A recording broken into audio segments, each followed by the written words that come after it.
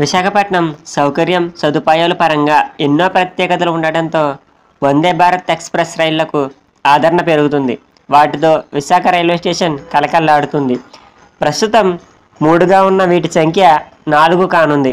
తాజాగా విశాఖ నుంచి ఛత్తీస్గఢ్లోని దుర్గ్కు వందే భారత్ సిద్ధం చేశారు.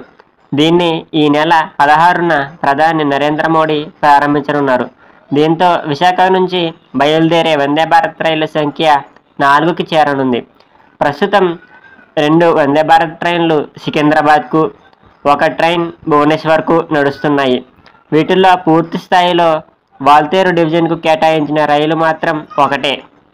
ప్రయాణికుల రద్దీ ఆధారంగా మరిన్ని అదనపు వందే భారత్ రైళ్లు డివిజన్కు కేటాయించాలని ప్రజలు కోరుతున్నారు.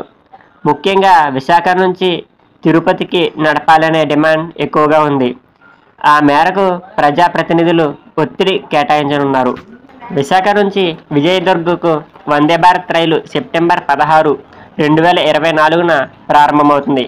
మొత్తం 550 కిలోమీటర్ల దూరాన్ని ఇది కేవలం 8 గంటల సమయంలోనే పూర్తి చేయనుంది.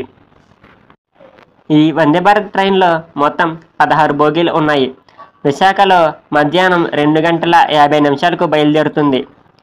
వందే భారత్ రైలు విశాఖ, విజయనగరం, రాయగడ, కేసింగ, టిట్లాగఢ్, కాంతగంజి, కెరియర్ రోడ్, మహాసముంద్, రాయాపూర్ మీదుగా దుర్గ్ స్టేషన్లలో ఆగుతుంది. విశాఖ నుంచి రాయాపూర్, దుర్గ్ ప్రాంతాల్లో వ్యాపార ఉపాధి అవకాశాలకు రాకపోకలు చేసేవారికి కొంత ఉపయోగకరంగా ఉంటుంది. ఇలాంటి మరిన్ని వీడియోస్ కోసం మన ఛానల్ని ఇప్పుడే సబ్స్క్రైబ్ చేసుకోండి.